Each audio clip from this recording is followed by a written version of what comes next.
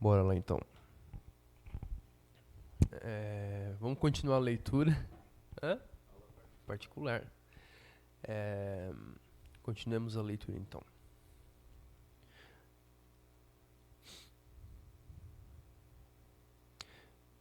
Eles estavam conversando dentro do refeitório, né?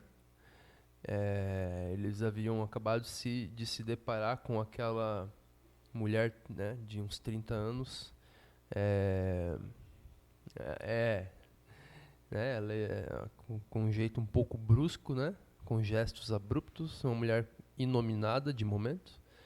E aqui agora o Joaquim fala aquela frase que é bem expressiva, né, da experiência que ele está vivendo no lugar, que é, mas o tempo, o Hans Castor fala, mas o tempo deve passar depressa para vocês aqui. Depressa ou devagar, como queira, respondeu Joaquim. Ele não passa, é de modo algum, sabe? Aqui não há tempo nem vida. Não há coisa alguma, acrescentou meneando a cabeça.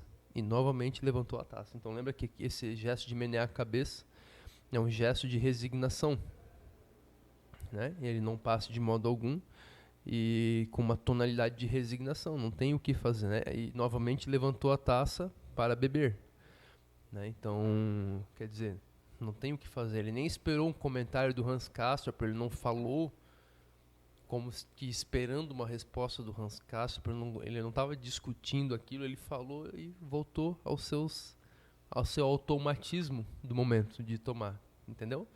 Então é por isso que é uma resignação, não tem o que fazer, entendeu? Tem um tom. Exatamente, com um olhar vago, né? Então imagine toda a cena. Ele com um olhar vago, né? Meneando a cabeça, voltando a tomar, né? E o tom de voz com o qual ele falou também, né? Certamente num tom resignado, né? Também Hans Castorp voltou a beber, embora o rosto lhe ardesse como fogo.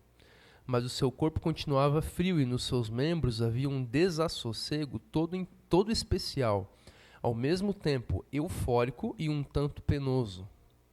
Suas palavras precipitavam-se. Era frequente confundir-se, mas com um gesto displicente da mão passava por cima de tais incidentes. Interessante, né? Então você percebe que esse frio nos membros e o ardor no rosto é um sintoma, digamos assim, né? De um estado psíquico bem especial, uma espécie de desassossego todo especial, como ele diz ali, né? Eufórico e penoso ao mesmo tempo. Quer dizer, ele sentia uma espécie de euforia. O que é uma euforia? É uma animação extrema, certo? Então ele sentia uma espécie de animação extrema, quase que um excesso de estímulo, um estímulo sobrepujante, um estímulo, como se diz em inglês, overwhelming, né? Um estímulo arrebatador quase, que lhe arrebatava o ânimo, por causa da novidade da experiência do lugar, por causa dos seus aspectos estranhos, dos seus aspectos fantásticos quase do lugar, né? Fantástico é aquilo que é relativo à fantasia, certo? E então, por um lado, euforia, por outro lado, ele sentia também ele era penoso, ele sentia pena naquilo. Ele era penoso. Por que ele era penoso e lhe causava euforia ao mesmo tempo? Por que será?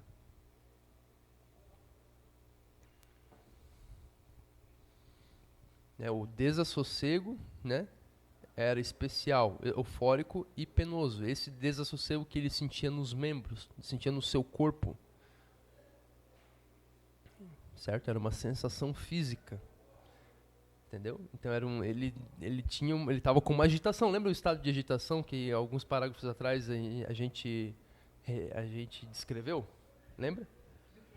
Aquele estado de agitação do Hans Castorp, em que ele começou a disparar, não sei se o Júnior estava nessa aula, ele começou a disparar perguntas aleatórias.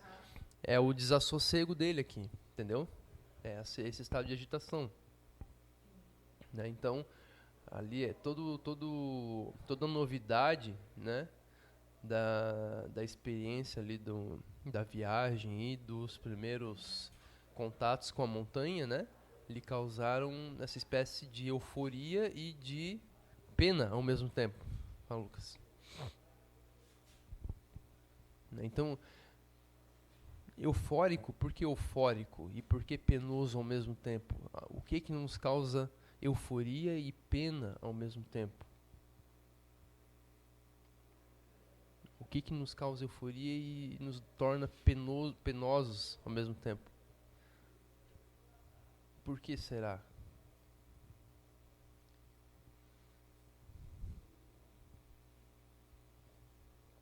Porque, gente, eu imagino assim, eu completo imaginativamente da seguinte maneira. Aquela montanha, aquele lugar ali, ele era um lugar que, pela sua grandiosidade, pelo seu poder simbólico,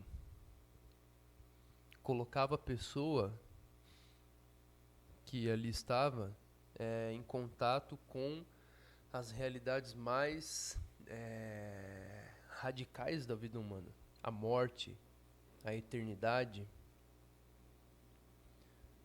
a mortalidade, o envelhecimento, o passar do tempo, todo o aspecto paradoxal do tempo, certo? Então a montanha, ela esticava. O Hans Castorp, ele estava acostumado, ele era um jovem apenas, ele estava acostumado com uma experiência da vida muito achatada, muito incolor, muito insípida, compreende?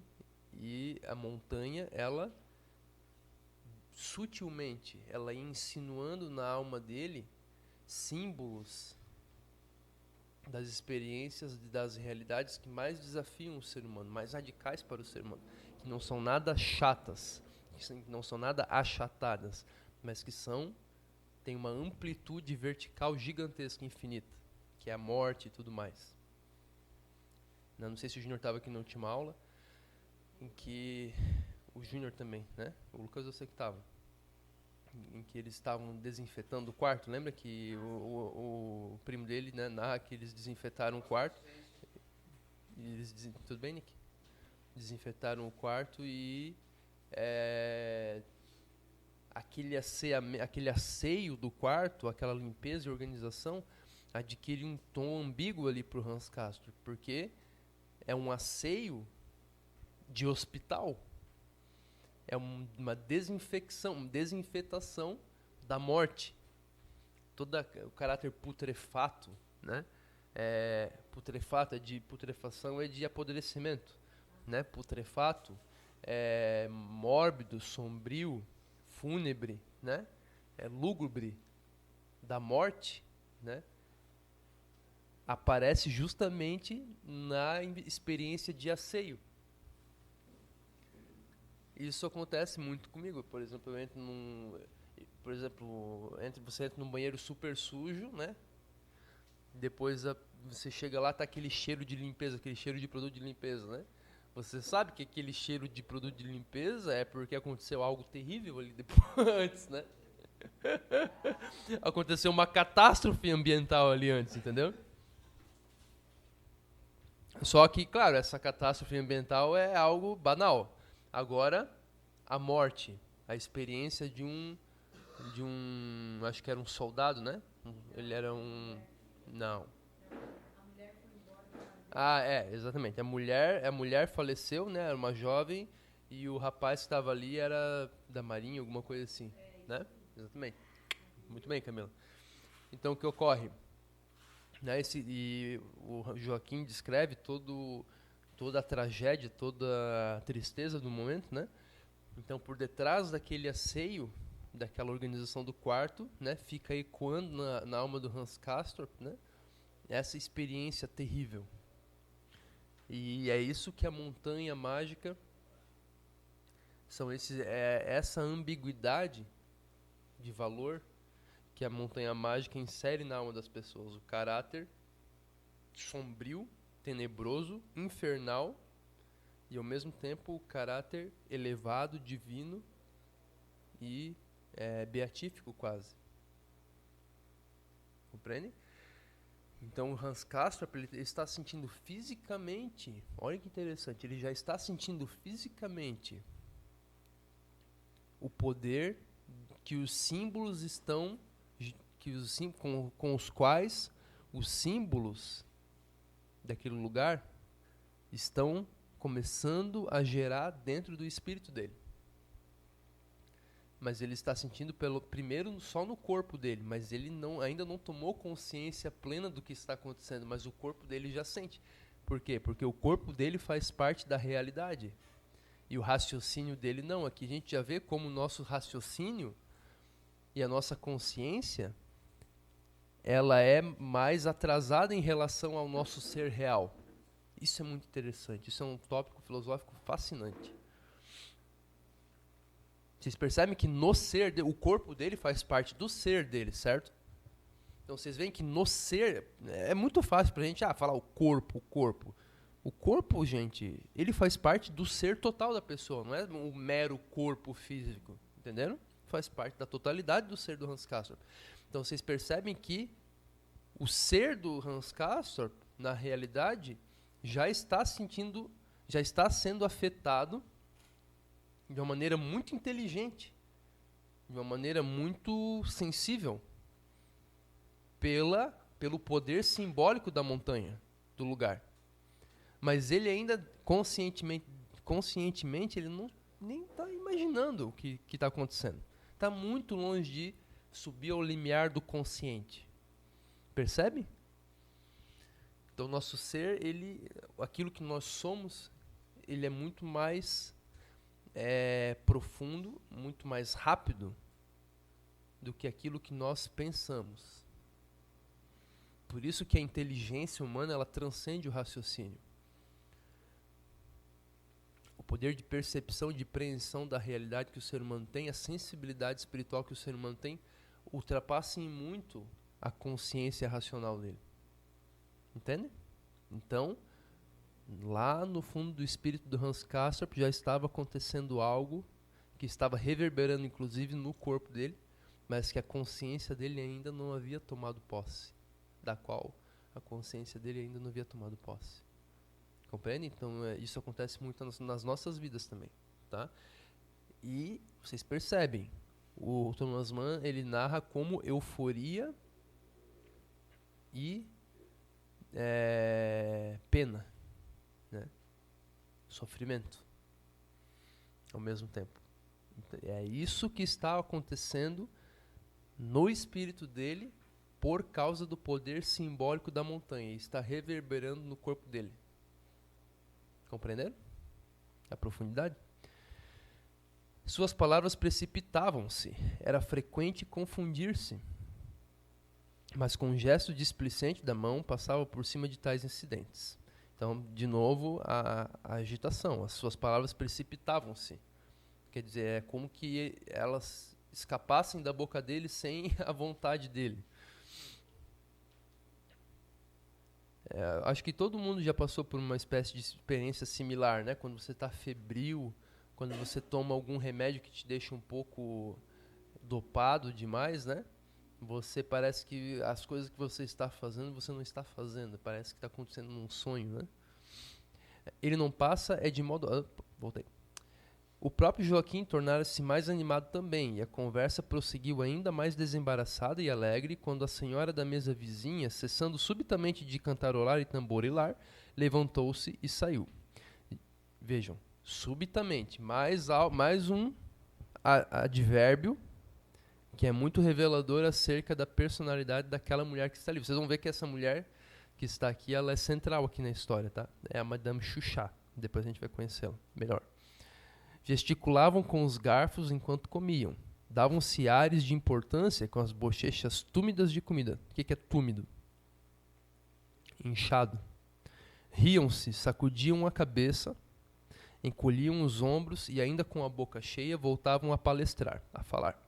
Joaquim queria saber o que se passava em Hamburgo e levou a conversa para o projeto da canalização do Elba. Elba é um famosíssimo rio da Alemanha, né? Fenomenal, disse Hans Castorp. formidável para o desenvolvimento da nossa navegação e de uma importância incalculável. No orçamento, destinamos a essa obra 50 milhões para as despesas imediatas e sabemos o que estamos fazendo, você pode estar certo.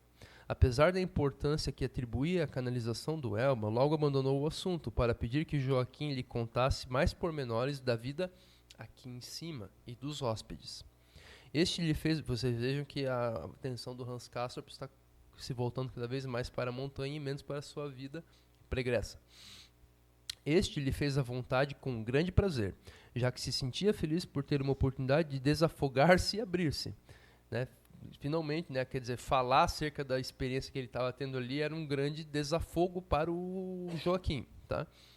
Teve que repetir a história dos cadáveres transportados pela pista de trenó e assegurar que se tratava da mais pura verdade.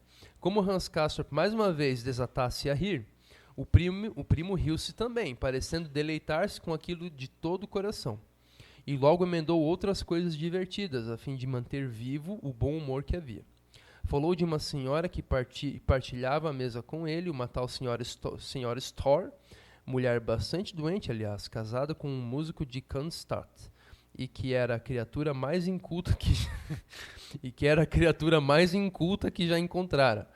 Ela dizia desinfectar, mas a sério. E o assistente Krakowski intitulava de fômulo. Era preciso ouvir tudo isso e ainda dar jeito de conter o riso. E como se não bastasse, era mexeriqueira. O que é mexeriqueira? Fofoqueira. Como mexeriqueira. Hã? Aqui, ó. Desinfectar. Desinfetar, né? Qual? Você não sabe quem é inculta? Inculto é uma pessoa que não é instruída, que não tem cultura. Isso que é ser inculto. Então o que, Nick? Exatamente. Eu não queria falar nada, né?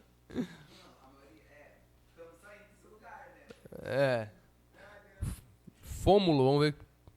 Eu não sei do que ele está se referindo aqui com fômulo. Eu achei a palavra engraçada, fômulo, né? Por que fômulo? Pera aí. Não é por isso. Deixa eu ver no dicionário. Eu acho que é fórmulo, tá?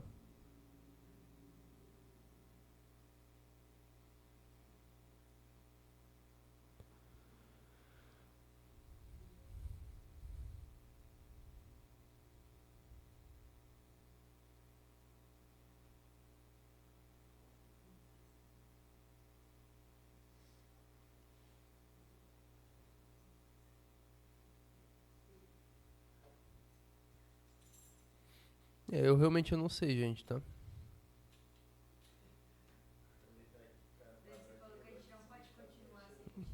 Exatamente, vamos procurar. Por isso que eu tô. O que você acha que eu tô fazendo? Vamos lá, vamos procurar. Me ajudem. Me ajudem a desembaraçar isso.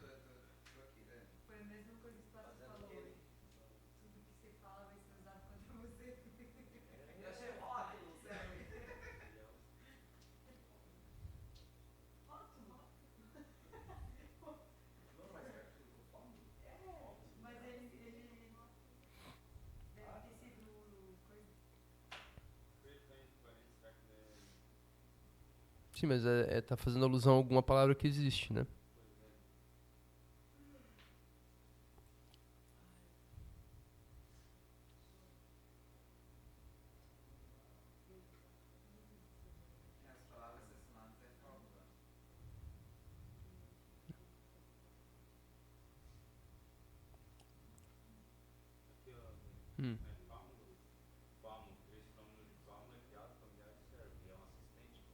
Fâmulo.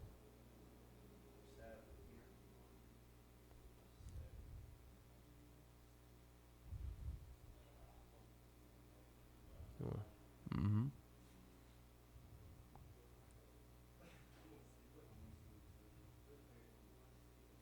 É do latim famulus famuli. Falta de conhecimento de latim meu. Servidor criado, isso daí. Fâmulo. Fâmulo. de Fâmulo, né? Ele era um assistente, né? Fâmulo criado, tá? Não, é que ela falava errado. Ela falava errado, tá? É. Ela era inculta, né? Não conhecia latim, que nem o Daniel. Era preciso ouvir. Eu conheço latim, mas essa palavra eu realmente não conhecia. Era preciso ouvir tudo isso e ainda dar jeito de conter o riso. E como se não bastasse, era mexeriqueira como de resto a maioria dos hóspedes ali em cima e costumava contar que uma companheira, a senhora Iltis, trazia consigo um esterilete. Estilete, né? Imagine, ela diz esterilete. Essa é impagável. E quase deitados, recostados no espaldar das cadeiras, ambos riram-se tanto que o corpo lhes estremeceu e ficaram com soluços quase ao mesmo tempo. De quando em quando, Joaquim se entristecia ao pensar no seu infortúnio. Pois é, aqui estamos e nos divertimos, disse com uma expressão dolorosa, ainda interrompido algumas vezes pelas trepidações de seu diafragma. É quando você ri, né, a risada fica ecoando ainda dentro de você, né? E, no entanto, não posso prever nem de longe quando poderei sair daqui. Pois quando Berens me diz mais meio ano, sei que preciso preparar-me para um prazo maior. É bem duro isso. Você pode avaliar como é triste para mim. Já me haviam aceitado no exército, e no mês que vem eu poderia fazer exames para o oficial. Agora vivo aqui vadiando com o termômetro na boca, conto os deslizes dessa ignorantona da senhora Storr e perco meu tempo. Um ano tem tanta importância na nossa idade, traz tantas alterações e tantos progressos na vida lá de baixo, e eu obrigado a estagnar aqui como uma poça d'água, sim senhor, como um charco apodrecido. Não há exagero nessa comparação. Então, compreendam, né, o estado de desânimo profundo do Joaquim, né? Ele jovem, querendo entrar para o exército, se tornar oficial, e tendo que ficar ali estagnado, cumprindo os prazos do médico até ele ser curado.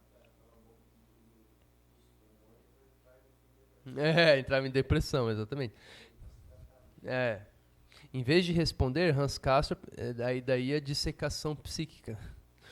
Em vez de responder, Hans Castorp limitou-se a perguntar se havia jeito de se obter porter nesse sanatório. O que é porter? Vamos ver.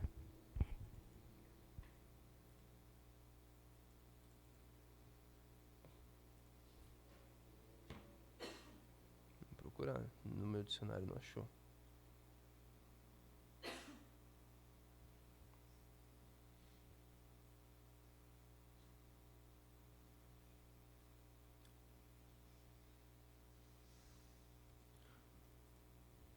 Deixa eu ver.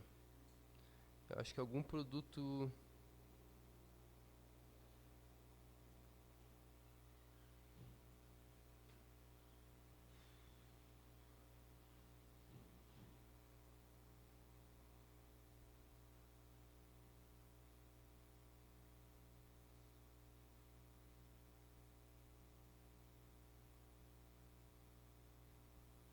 Uhum. É o inglês, né? Inglês. É uma espécie de chofer, pelo que eu entendo, tá?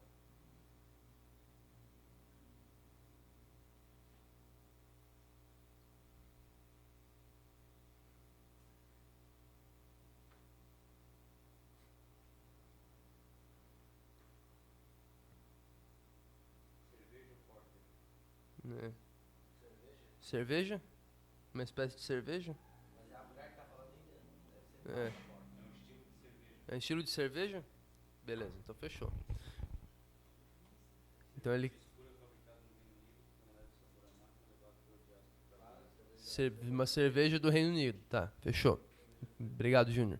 Então, em vez de responder, Hans Castorp limitou-se a perguntar se havia jeito de se obter porter nesse sanatório. Quer dizer, ele já estava com sono já, né? Como diz ali. O primo olhou com certa surpresa e viu que ele estava a ponto de adormecer até que já estava cochilando. Então, o Hans Castorp não prestou muita atenção nas lamúrias do primo, né? O cara, ele ficou 2 horas falando sobre toda a miséria dele naquele lugar e o Hans Castorp, coitado, já estava quase dormindo. Mas você está com sono, disse Joaquim. Vamos, é hora de ir para a cama, nós dois. Não é hora não, disse Hans Castorp com a língua trôpega. Mesmo assim, por que com a língua trôpega? O que é trôpego? Não, o Hans Castorp. Não. Eles beberam um pouquinho, mas não a ponto de estar inebriados. Pode ser uma coisa aliada à outra, né? Mas também disse que ele tava quase caindo, tava caindo de sono, né? É. Trôpego é aquele que tropeça, que anda tropeçando, tá? Meu Deus do céu. Quando passa da meia-noite, então. É. Mesmo assim, seguiu Joaquim, caminhando um pouco curvado, com as pernas rijas, como quem está literalmente caindo de cansaço. Literalmente. Fez, porém, um violento esforço para se recompor, quando, no vestíbulo pouco iluminado, ouviu o primo dizer: Está aqui o Krokovski. Tenho que apresentar você. O Dr. Krokovski estava sentado em uma área iluminada ante a lareira de uma das salas de convivência, ao lado da porta corrediça escancarada, e lia o jornal. Pôs-se de pé quando os dois jovens se aproximaram dele. Joaquim, em atitude militar, disse: Permita-me, doutor, que lhe apresente meu primo Castorp, de Hamburgo. Ele acaba de chegar. O Dr. Krokovski saudou o novo pensionista com certa cordialidade jovial, robusta e reconfortante, como se quisesse dar a entender que no contato com ele não havia lugar para acanhamento, mas somente confiança e despreocupação. Tinha cerca de 35 anos, era espadaúdo é o cara que é largo, né? Obeso e mais baixo do que os dois, de maneira que, para encará-los, viu-se obrigado a deitar a cabeça para trás. Além disso, era extremamente pálido, de uma palidez translúcida e mesmo fosforescente, que se intensificava ainda mais pelo fulgor sombrio dos olhos, pela negrura das sobrancelhas e da barba comprida, que terminava em duas pontas e já mostrava alguns fios brancos. Sujeito interessante, né? Baixinho. Baixo, e olha a personalidade dele, né? Aquela pessoa bem esparramada, né? Pode ver, ele saudou o novo pensionista com certo, ele saudou o Hans Castorp com uma cordialidade jovial, robusta e reconfortante, né? Como se quisesse dar a entender que no contato com ele não havia lugar para acanhamento. Aquela pessoa que não deixa ninguém no conforto, entendeu, cara? Vocês nunca cumprimentaram alguém assim que você acabou de conhecer, a pessoa vem te dar um abraço, assim, te cumprimenta bem, bem sanguineamente? Não, o Diogo não é assim. Tem gente que é muito mais, né? É. Hã? Tem uma pessoa, não sei se vão lembrar da época da manifestação que era assim. Quem? Uma que era bem gordinha assim. Lá na manifestação, ela chegava a cumprimentar a gente. Não, mas ela não era. Mas não era tanto, não era tanto. Ela era bem desembaraçada, mas não era tanto.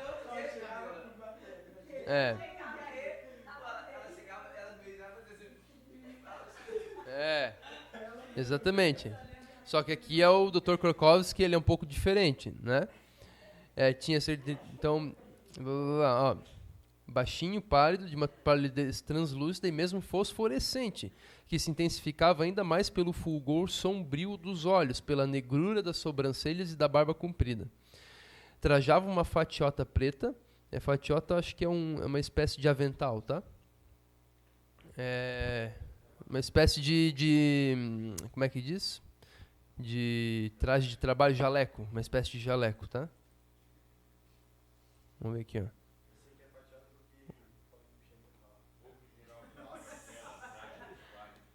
Tá.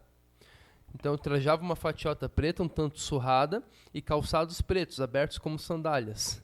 Meias grossas e de lã cinzenta e um colarinho macio e amplo, como Hans Castorp só vira até então num fotógrafo de Danzig, e o qual conferia ao Dr. Krokovski a aura de quem estivesse mesmo em um ateliê de pintura, né? Como se estivesse posando para uma pintura.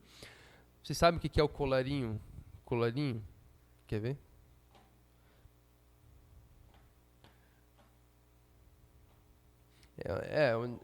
Não, colarinho é uma coisa que eles usavam aqui ao pescoço, né? Pra, digamos, dar remate à borda da roupa aqui, né? A bainha aqui, né? Da roupa, né? E era comum na Idade Média, na Idade Moderna ali, eles usarem, né, colarinhos bem assim, era um item bem importante da moda, né? Eles usavam às vezes bem largos, né? E tu vê que assim, é característico das pinturas isso, né? Então o cara era um pouco pitoresco. Não vou mostrar, não perdo tempo com isso. Mas eu já descrevi. É, eu já descrevi, tá? Com um sorriso afetuoso que fez com que os dentes amarelos apontassem por entre a barba, apertou a mão do jovem e disse com a voz arrastada de barítono e algum sotaque que voz de barítono é uma voz bem grossa, bem baixa, né? E algum sotaque estrangeiro. Seja bem-vindo, Sr. Castor. Espero que o senhor se aclimate rapidamente e se sinta bem entre nós. Permita-me perguntar, veio como paciente?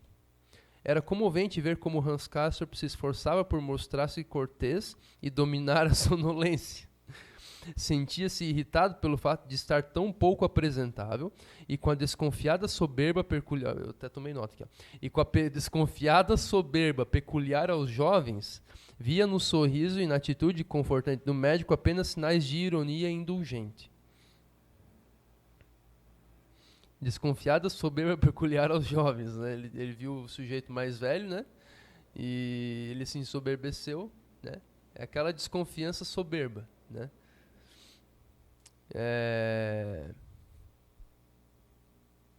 Peculiar aos jovens. É isso daí, ele não leva outra pessoa a sério, sabe? A atitude de jovem de não levar a outra pessoa a sério, né?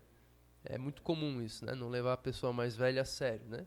Então essa é a desconfiada soberba, peculiar aos jovens. Ele via no sorriso e na atitude confortante do médico apenas sinais de ironia indulgente. O que é ironia indulgente? O que é indulgente? O que é indulgência? É perdoar. Né? Perdoar ou tolerar. Certo? Então poderia ser tolerante, de uma ironia tolerante, que tolera. Entendeu? Então aquela simpatia ali do médico, né? Era uma espécie de no fundo, o Hans, tal era o que o Hans Castorp imaginava, né? Era como se o médico, toda aquela bonomia e simpatia, era como se o médico estivesse falando, não, eu tolero a sua inferioridade, como se fosse uma condescendência, eu tolero a sua inferioridade. Mas não tinha nada disso no cara, né? Por quê? Porque era a própria soberba do Hans Castorp que projetava isso no médico. Soberba, desconfiada, característica dos jovens, tá? Respondeu que passaria 3 semanas ali, ao passo que mencionou também seu exame e acrescentou que, graças a Deus, gozava da mais perfeita saúde. Será? Perguntou o Dr. Krokowski, avançando a cabeça obliquamente como para caçoar enquanto seu sorriso se acentuava. Nesse caso, o senhor é um fenômeno digno de ser estudado. Eu, pelo menos, ainda não encontrei um homem sequer em perfeita saúde. Posso perguntar que exame o senhor prestou? Sou engenheiro, doutor, comunicou Hans Castorp com dignidade e modéstia. Ah, engenheiro, e o sorriso do Dr. Krokowski como que se retraiu. Chegou por um momento a perder a força e a cordialidade. Uma profissão excelente, de maneira que o senhor não pretende receber aqui qualquer assistência médica, nem de ordem física, nem psíquica. Não, muito obrigado, disse Hans Castorp, a ponto de dar um passo para trás. Vocês percebem que aqui há uma pequena rixa entre as pessoas das ciências humanas e das ciências exatas, né? O engenheiro é o homem frio, né? Pelo menos é o estereótipo cultural que se tem, né? E a raiz da rixa, né? Engenheiro, matemático, físico, cientista, né? Eles são homens que levam a realidade pura, né? A realidade fria dos fatos em consideração para tomar suas decisões. E a medicina já é uma ciência, ou pelo menos a psicologia também, né? Como é a ciência do Dr. Krokowski, é uma ciência humana que busca, segundo os cientistas, né? Segundo os filósofos modernos, né? Segundo a falácia que se instalou entre os filósofos modernos, né? sondar somente os aspectos subjetivos da realidade, que não têm a importância dos fatos brutos com os quais os engenheiros tratam.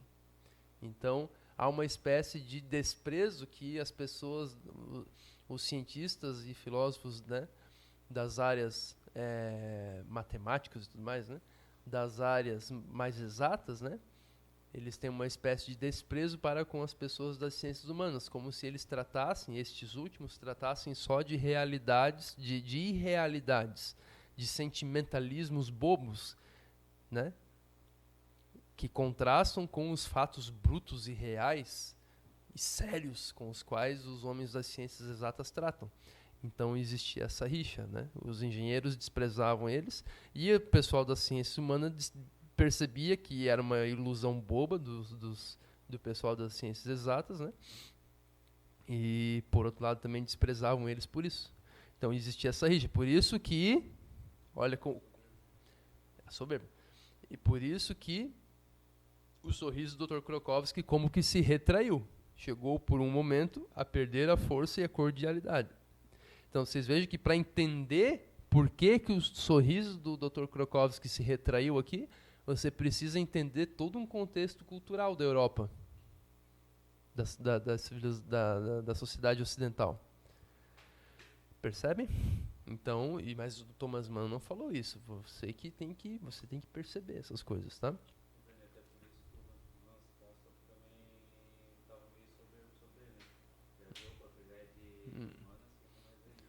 Pode ser. Pode ser. Eu não vejo isso no Hans Castorp. Eu vejo ali que é uma mera soberba desconfiada, peculiar do jovem. De qualquer jovem. Naquele momento ali. Mas vamos ver se a gente acha sinais disso que você falou no Hans Castorp aqui nessa conversa. Vamos ver. Pode ser que tenha. Uma profissão excelente, de maneira que o senhor não pretende receber aqui qualquer assistência médica. Ele está falando irônico.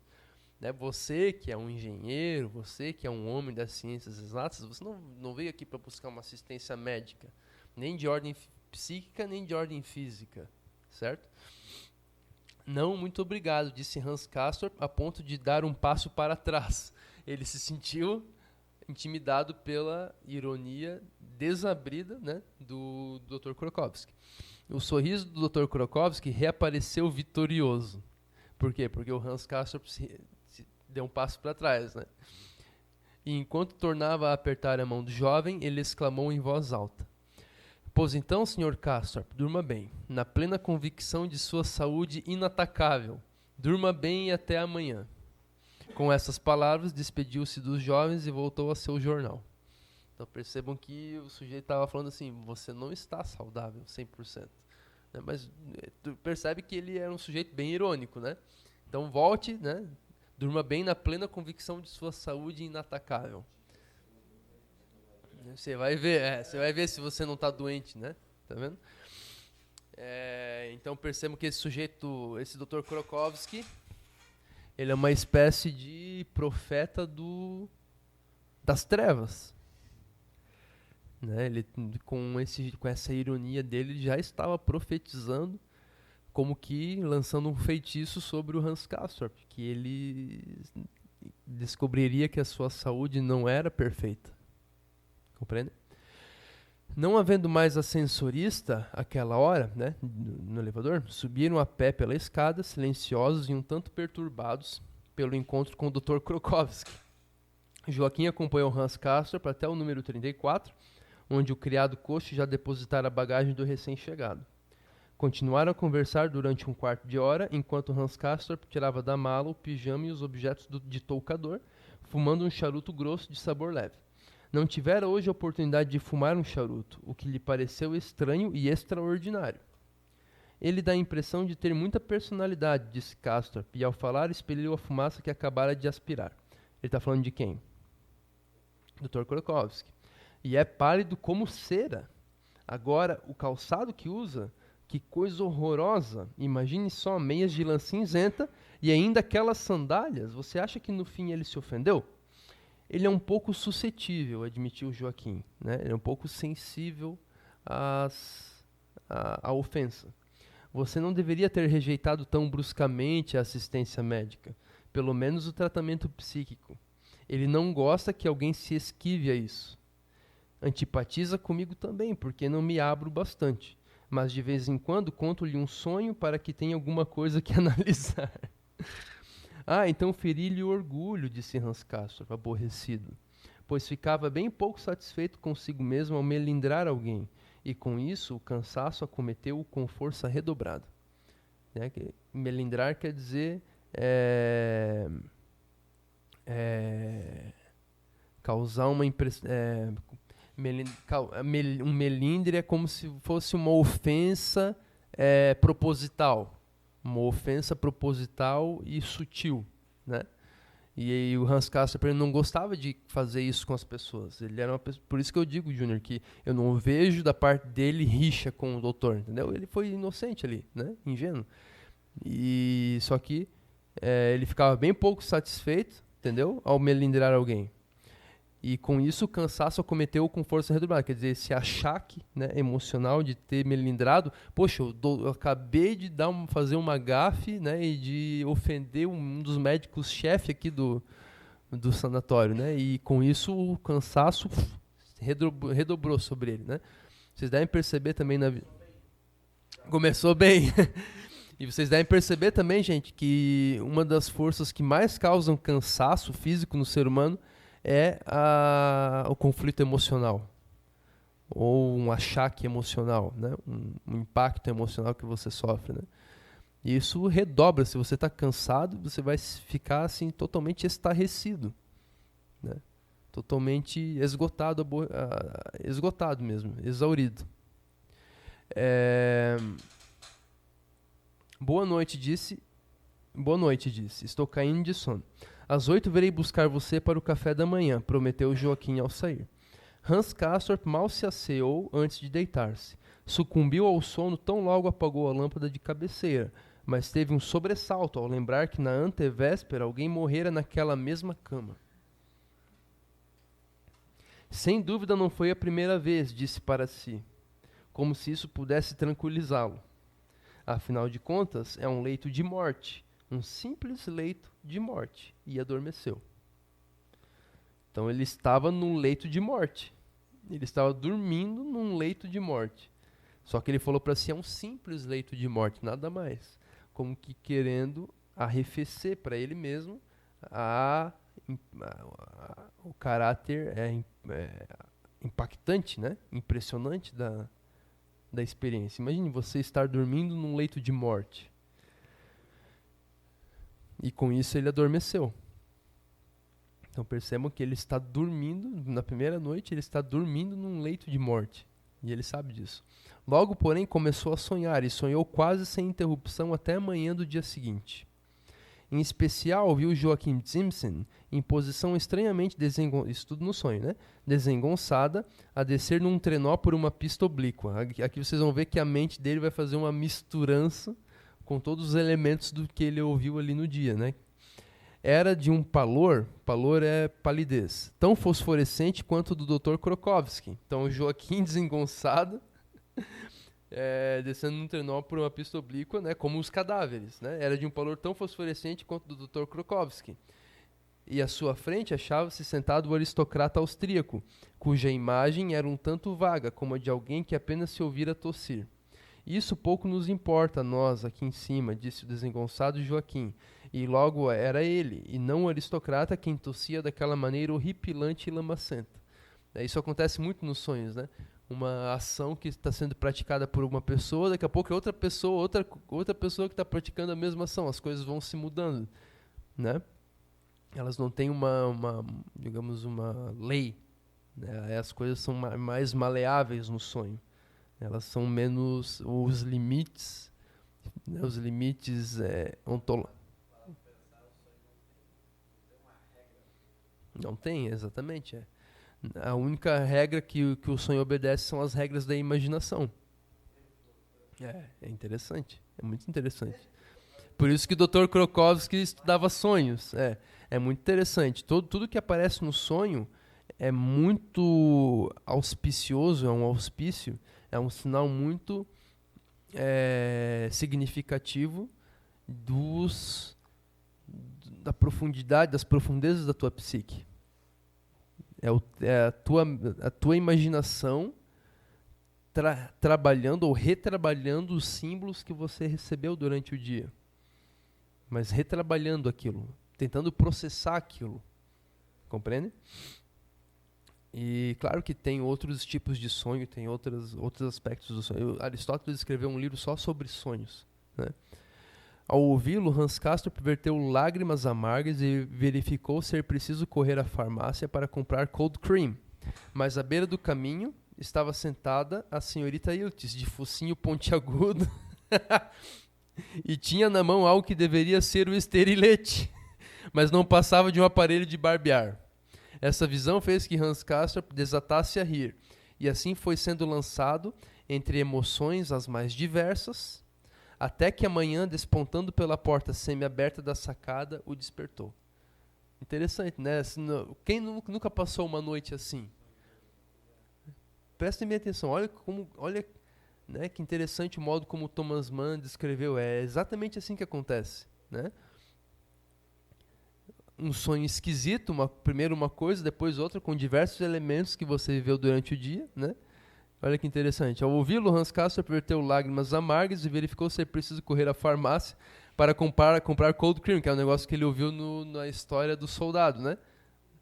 Mas à beira do caminho estava sentada a senhorita Iltis, que é uma coisa a pessoa da qual o Joaquim falou, né? De focinho pontiagudo, e tinha na mão algo que deveria ser o esterilete, mas não passava de um aparelho de barbear. Essa visão fez que Hans Castorp desatasse a rir, e assim foi sendo lançado entre emoções as mais diversas, até que amanhã, despontando pela porta semi-aberta da sacada, o despertou. Com o sol da manhã, ele despertou. Então, uma noite muito agitada ele teve de sonhos, né? Por quê? Porque a imaginação dele estava começando a tentar processar tudo aquilo que ele havia recebido durante o dia. Então vê que também tem um aspecto cômico em toda a experiência que ele teve ali, né? Você percebe que uma das primeiras coisas que ele fez foi desatar a rir quando ele chegou ali. Então vamos tomando isso. Essas coisas no momento podem não parecer que tem muito sentido o que eu estou falando. Por que o Daniel está falando isso? Né? Isso não parece ser importante. Mas conforme passarem os capítulos, a gente vai ligar os pontos. Aí vocês vão ver os pontos bem nítidos. Tá? Nossa, esse capítulo aqui é sensacional. Da pia batismal e das duas figuras do avô. Aqui vai ser contado um pouco a vida pregressa do Hans Castorp, na Alemanha, tá? Hans Castorp conservava apenas pálidas recordações da casa paterna. Já estamos quase terminando, tá, gente? Mal chegara a conhecer o pai e a mãe. Morreram ambos no curto intervalo entre o 5º e o 7º ano de sua vida. Primeiro faleceu a mãe, de forma absolutamente inesperada, em vésperas de um parto por causa de uma obstrução de vasos sanguíneos, consequência de uma neurite. Segundo o diagnóstico do Dr. Heidekind, foi uma embolia que paralisou instantaneamente o coração. A mãe acabava de rir-se, sentada na cama, pareceu cair para trás de tanto riso, mas na realidade havia morrido. É uma embolia. O pai, Hans Hermann Castorp, foi incapaz de compreender tal coisa, e visto seu grande apego à esposa, e não ser ele de compleição muito robusta, não pôde... O que é compleição? Compleição é a estrutura física, tá? Não pôde conformar-se com tamanho golpe. Seu espírito, desde aquele dia, tornou-se confuso e apoucado, né? Quer dizer, com pouca capacidade. Presa de uma espécie de torpor, cometeu uma série de erros nos negócios, de maneira que a firma Castorp e Filho sofreu grandes prejuízos. Na segunda primavera, depois da morte da mulher, ele contraiu pneumonia durante uma inspeção de depósitos no porto, onde ventava muito. Como o coração fatigado não resistisse à febre alta, faleceu ao cabo de 5 dias, não obstante os cuidados do Dr. Heidekind, e, acompanhado de numeroso cortejo de concidadãos, foi unir-se à esposa no jazigo dos Castorp, bem localizado no cemitério da igreja de Santa Catarina, com vista para o Jardim Botânico. Então, o Hans Castorp, aos 7 anos de idade, já havia perdido o pai e a mãe, né? Ambos, pelo menos a mãe, ele viu a própria mãe falecer. Parecia que ela tinha tido um ataque de riso e catapimba, faleceu. Seu pai, o senador, sobreviveu-lhe pouco tempo, e no curto período até morrer, também de pneumonia, né, o pai do Hans Castorp, o avô do Hans Castorp, né, também de pneumonia, a propósito, mas só depois de muita luta e longo sofrimento, já que ao contrário do filho Hans Lorenz Castorp, dificilmente, esse era o nome do avô do Hans Castorp, né, Hans Lorenz Castorp dificilmente se deixava abater. Arraigado na vida como era, ora, nesse curto período, enfim, de apenas 1 ano e meio, o órfão Hans Castorp morou na casa do avô, uma mansão ao gosto do classicismo nórdico, edificada em princípios do século passado sobre um terreno estreito, a Rua da Esplanada. Era de uma cor que lembrava o céu nublado, e o portão da entrada, flanqueado, daqui ele está descrevendo a casa, né? Era de uma cor que lembrava o céu nublado, e o portão de entrada, flanqueado por meias colunas, e no meio do andar térreo, achava-se 5 degraus acima do chão. A casa tinha 2 pavimentos superiores, e no primeiro as janelas iam até o chão, protegidas por grades de ferro fundido. Quer dizer, uma casa imponente, né? Uma casa que demonstrava todo o poder da classe da alta burguesia alemã. O homem do o avô do Hans Castorp era um homem de negócios muito bem sucedido, um homem robusto, um homem que estava acostumado, sabe aquele tipo de pessoa que é pra frente, que ela quer conquistar tudo, ela trabalha 20 horas por dia, não tem problema algum, não tem conflitos, pelo menos aparentemente, né? Era o avô do Hans Castorp. Tá? E ao contrário dele, o pai do Hans Castorp, ele era mais melancólico. E ele se deixou abater muito pela morte da esposa. Tá? Nesse primeiro pavimento ficavam as salas de recepção, inclusive a de jantar, clara, decorada com estuque, e cujas 3 janelas guarnecidas de cortina escarlate davam para o pequeno quintal. Gente, muito bem. Esses detalhes aqui é interessante você ir imaginando, né? Mas vamos agora aqui para propósito das nossas análises, né? Que informação nisso que eu estou lendo aqui? 2 vezes ele fala uma informação aqui muito interessante, muito central para o que está acontecendo na história. Vocês conseguiram captar o que é? O que chamou a atenção de vocês? Eu estou lendo bastante rápido, porque a maior parte dos detalhes aqui não é interessante. Você pode, né, em casa, lendo com bastante cuidado, você pode imaginar todos esses detalhes, né? Mas eu quero chamar a atenção para vocês, para a essência da história, tá? Vocês não perceberam nada que tenha chamado a atenção de vocês?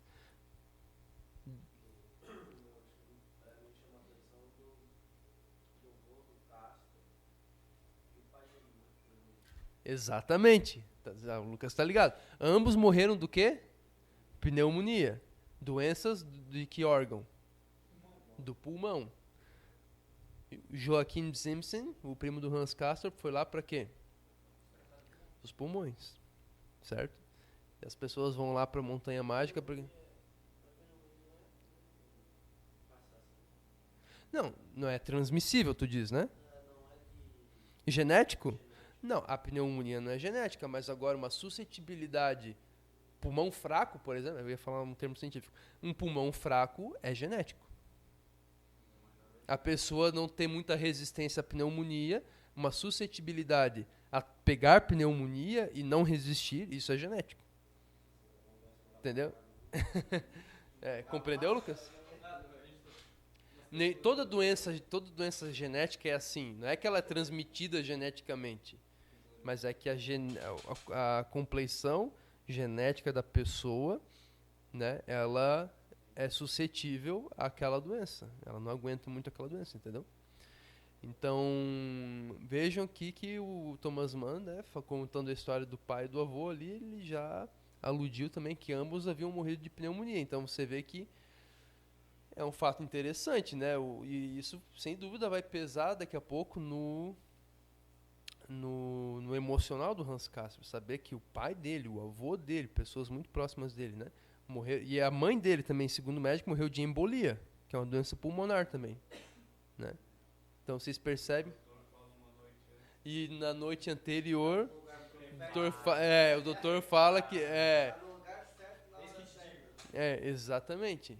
Então vejam que a morte parece que está começando a rondar o Hans Castorp. Ele está dormindo num leito de morte, entenderam? Mas não tá amarrado? Não, não tá amarrado. Aqui não tá amarrado. Na história você tem que absorver todos os elementos sombrios. Entenderam? Porque quando você se deparar com um espírito de morte, aí você vai ser mais sensível àquilo. Compreendem? O Thomas Mann, ele tá introduzindo o espírito da morte aqui, cara. É o espírito da morte que está começando a sondar o Hans Castorp. Está começando a rondar o Hans Castorp. Tudo. Por isso que eu falo, anjos e demônios, realidades espirituais tenebrosas das trevas, realidades espirituais celestiais, todas aparecem no Thomas Mann da maneira mais banal possível. Banal, parece que ele está falando de coisas banais. Mas vai aparecendo aos poucos e cada vez mais. Isso que é o mais impressionante no Thomas Mann. Sim, sem dúvida. Sem dúvida. É fabuloso, conhecimento assustador. Mas vai ficando cada vez mais claro na história, cada vez mais fortes esses elementos vão ficando na história.